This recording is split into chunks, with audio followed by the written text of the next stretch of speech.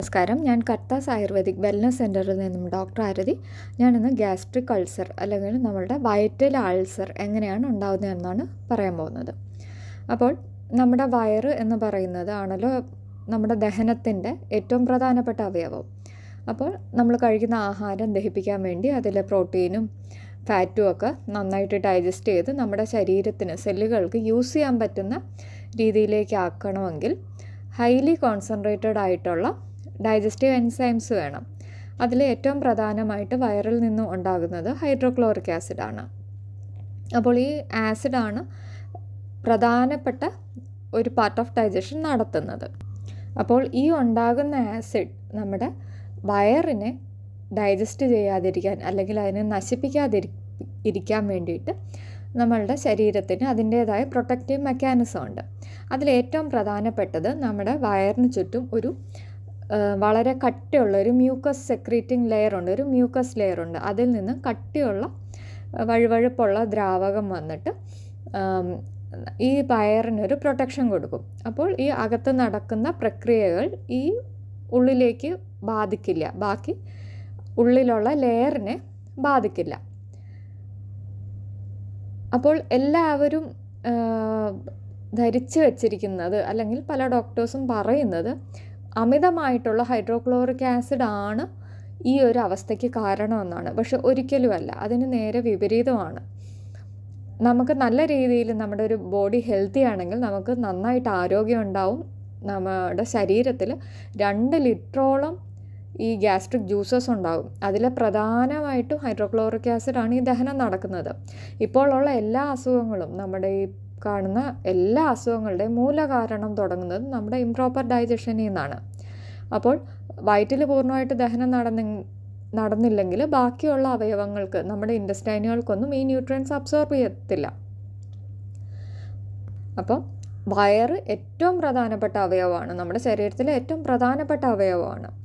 അപ്പോൾ എപ്പോഴാണ് ഇൻഡൈജഷൻ ഉണ്ടാകുന്നതെന്ന് വെച്ചാൽ ദഹനം പ്രശ്നങ്ങൾ, അതായത് ഗ്യാസ്, പുളിച്ചത് കേട്ടൽ, ഇതൊക്കെ ദഹനത്തിൻ്റെ കുറവാണ്. ഇതൊക്കെ ആദ്യ ലക്ഷണങ്ങളാണ്. അതുണ്ടാകുന്നതെന്ന് വെച്ചാൽ നമ്മുടെ ശരീരത്തിലെ ഈ ദഹനരസങ്ങൾ കുറയുമ്പോഴാണ്, എസ്പെഷ്യലി വയറ്റിലെ ദഹനരസങ്ങൾ കുറയുമ്പോഴാണ് എല്ലാ പ്രശ്നവും സ്റ്റാർട്ട് ചെയ്യുന്നത്. അത് നമ്മുടെ ഒരു അൺഹെൽത്തിൻ്റെ ലക്ഷണമാണ്. അപ്പോൾ ഇതെങ്ങനെ സംഭവിക്കുമെന്ന് വെച്ചാൽ ഈ ലെയർ മാത്രമല്ല, ഇതിൻ്റെ അകത്തും ഒരു പ്രൊട്ടക്റ്റീവ് ലെയറും കൂടെ ശരീരം വയ്ക്കുന്നുണ്ട്. അവിടെ ബൈകാർബണേറ്റുകൾ ഉണ്ടായിക്കൊണ്ടിരിക്കും. അതായത് ഇൻ കേസ് കുറച്ച് ആസിഡ് ഉള്ളിലേക്ക് പോയാലും അപ്പോൾ തന്നെ ന്യൂട്രലൈസ് ചെയ്യാനും അവിടെ ഒരു പ്രൊട്ടക്റ്റീവ് മെക്കാനിസം ഉണ്ട്. അപ്പോൾ അതിൻ്റെ അടുത്ത ലെയറിലേക്ക് അത് പോവില്ല, സ്റ്റൊമക്ക് വോളിലേക്കൊന്നും പോയി അത് ദ്രവിപ്പിക്കില്ല. അപ്പോൾ ഈ 2 പ്രൊട്ടക്റ്റീവ് മെക്കാനിസവും തകരാറിലാകുമ്പോൾ മാത്രമാണ് അവിടെ അൾസർ ഉണ്ടാവുന്നത്. പിന്നീട് ഒരു കാരണം പറയുന്നത് ഹെലിക്കോബാക്ടർ എന്ന ബാക്ടീരിയ ആണിത് കാരണമെന്നാണ്. പക്ഷേ ഡീറ്റെയിൽഡായിട്ട് പഠനങ്ങൾ നോക്കുകയാണെങ്കിൽ ഒരു 50% കൂടുതൽ ആളുകളിൽ ഈ ബാക്ടീരിയ പ്രസൻ്റ് ആണ്. പക്ഷെ അതിൽ 5% പേര് മാത്രമേ അൾസറിന് അഫക്റ്റ് ആകുന്നുള്ളൂ.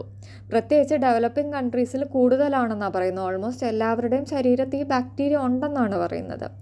അപ്പോൾ ആ ബാക്ടീരിയ മാത്രമാണ് അതിനൊരു കാരണമെങ്കിൽ എല്ലാവർക്കും ഈ അൾസർ വരണമായിരുന്നു. പക്ഷെ അങ്ങനെയല്ലല്ലോ. അല്ലെങ്കിൽ നമ്മൾ ജനിച്ച ഉടനെ തന്നെ ഈ അൾസർ വരണം? ചെറിയ കുട്ടികളിൽ തൊട്ട് ഇത് കാണുന്നുണ്ട്. അപ്പോൾ എന്താണ് ഇതിൻ്റെ റീസൺ എന്ന് വെച്ചാൽ, നമ്മളുടെ ഈ സെല്ല് ഫസ്റ്റ് നമ്മുടെ ഈ മ്യൂക്കസ് ലെയർ ഡാമേജ് ആകുന്നു. അതെങ്ങനെയാണ് സംഭവിക്കുന്നതെന്ന് വെച്ചാൽ, അമിതമായിട്ടുള്ള ഡീഹൈഡ്രേറ്റിംഗ് ഫുഡ്സ് എന്ന് പറയും. ഇപ്പോൾ എല്ലാവർക്കും അറിയാമല്ലോ, മദ്യപിക്കുന്ന ആൾക്കാർക്ക് അൾസർ കൂടുതലാണ്. അതായത് കൂടുതലായിട്ട് ജലാംശം നമ്മുടെ ഒരു സെല്ലിൽ നിന്ന് വലിച്ചെടുക്കുന്ന ആഹാര പദാർത്ഥങ്ങൾ. അതിലേറ്റവും പ്രധാനമാണ് ആൽക്കഹോൾ. പിന്നെ അതുപോലെ തന്നെ നമ്മുടെ ചായ, കാപ്പിക്കൊക്കെ ഈ ഒരു ഡീഹൈഡ്രേറ്റിംഗ് എഫക്റ്റ് ഉണ്ട്. നമ്മുടെ ജലാംശം കൂടുതലായിട്ട് വലിച്ചെടുക്കുക. അപ്പോൾ സ്വാഭാവികമായിട്ട് ആ സെല്ലിൻ്റെ സ്ട്രെങ്ത് നശിക്കും. അപ്പോൾ ഉണ്ടാകുന്ന വീക്ക്നെസ്സാണ് ആദ്യത്തെ റീസൺ. പിന്നെ അടുത്ത റീസൺ എന്ന് പറയുന്നത്, ഈ ഒരു ആസിഡും ബേസും കൂടെ ന്യൂട്രലൈസ് ചെയ്യുന്ന ആ ഒരു കെമിക്കൽ റിയാക്ഷനിൽ വളരെ കുറച്ച് സോൾട്ട് ഉണ്ടാവുന്നുണ്ട്. അതായത് ഹൈഡ്രോക്ലോറിക് ആസിഡും ഈ ബൈകാർബണേറ്റും കൂടെ റിയാക്ട് ചെയ്തിട്ടാണ് ആ അവിടെ ഒരു ന്യൂട്രലൈസേഷൻ നടക്കുന്നത്, ഈ പോയ ആസിഡിൻ്റെ ന്യൂട്രലൈസേഷൻ നടക്കുന്നത്. അപ്പോൾ അതിൻ്റെ ബൈ പ്രോഡക്റ്റായിട്ട് സോഡിയം ക്ലോറൈഡ് ഉണ്ടാവും. അപ്പോൾ അതെല്ലാവർക്കും അറിയാവുന്നതുപോലെ ഉപ്പാണ്. അപ്പോൾ ഉപ്പിൻ്റെ നേച്ചർ അറിയാലോ, അതൊരു ഡീഹൈഡ്രേറ്റിംഗ് ആണ്. ഇപ്പോൾ ഇതൊരു മിതമായിട്ടുള്ള അളവിൽ ശരീരത്തിന് അത് പെട്ടെന്ന് പുറന്തള്ളാൻ പറ്റുന്ന ഒരളവിലാണെങ്കിൽ അത് പ്രശ്നമില്ല. പക്ഷേ നമ്മൾ വളരെ ഹെവി ആയിട്ടുള്ള പ്രോട്ടീൻസ് അല്ലെങ്കിൽ ഫാറ്റ് എടുക്കുമ്പോൾ കൂടുതലായിട്ട് ശരീരത്തിന് ആസിഡ് ഉൽപ്പാദിപ്പിക്കേണ്ടി വരും. അതുകൊണ്ട് തന്നെ കൂടുതൽ ഈ ഒരു ന്യൂട്രലൈസേഷൻ പ്രക്രിയ നടക്കുകയും കൂടുതലായിട്ട് ഈ സോൾട്ട് ഉൽപ്പാദിപ്പിക്കുകയും ചെയ്യുന്നു. അത് ഈ ശരീരത്തിന് നമ്മുടെ ശരീരത്തിൻ്റെ ഡിസൈനിന് പുറമേ ഉള്ള ഒരു രീതിയിലുള്ള പ്രൊഡക്ഷൻ ആയിരിക്കും ചിലപ്പോൾ. ആ സമയത്തും ഇതുപോലെ തന്നെ ആ സെല്ലുകൾ നശിക്കുകയും ശരീരത്തിന് ഇത് പുറന്തള്ളാൻ പറ്റാതെ കൂടുതൽ അവിടെ ഒരു ഡെപ്പോസിറ്റ് ആവുകയും ബാക്കിയുള്ള സെല്ലുകൾ കൂടി ദ്രവിക്കുകയും ചെയ്യുന്നു.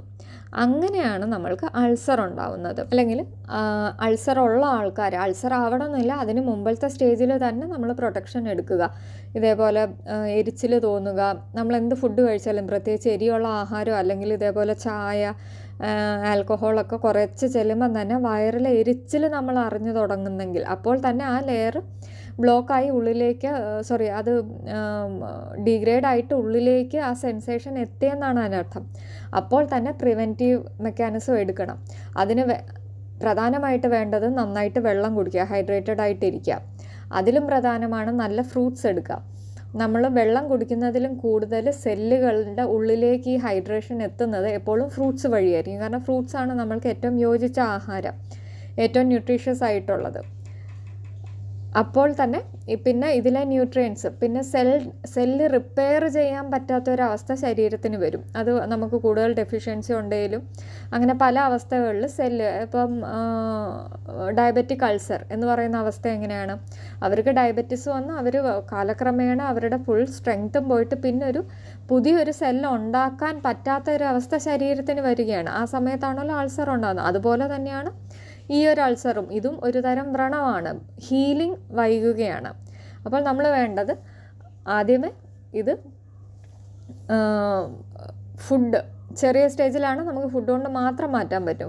ഇങ്ങനത്തെ ഫുഡ് സെലക്ട് ചെയ്ത് കഴിക്കുക, ഹൈ പ്രോട്ടീൻ കണ്ടൻ്റ് ഉള്ളതും എസ്പെഷ്യലി ആനിമൽ പ്രോട്ടീൻ ഉള്ളത്. കാരണം അതിലെ വേസ്റ്റുകൾ കുറച്ച് കൂടുതലാണ്. നമ്മൾക്ക് ബോഡിക്ക് ക്ലീൻ ചെയ്യാവുന്നതിലും അപ്പുറത്തെ വേസ്റ്റുകളുണ്ട്.